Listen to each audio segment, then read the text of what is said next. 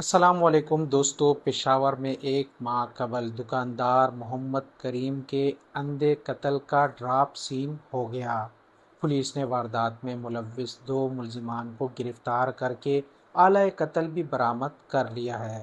Police کے مطابق مقتول محمد کریم کو 21 جولائی 2026 کو شاہ نواز ٹاؤن میں دکان بند کرنے کے بعد فائرنگ کر کے قتل کیا گیا تھا۔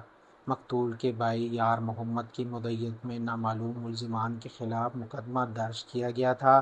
تفتیش کے دوران شاہ نواز ٹاؤن اور دیگر علاقوں کی CCTV فوٹیج حاصل کی گئی، جبکہ جدید سائنسی خطوط پر تحقیقات کرتے ہوئے پولیس نے ملزمان سبحان اور واجد کو گرفتار کر لیا ہے۔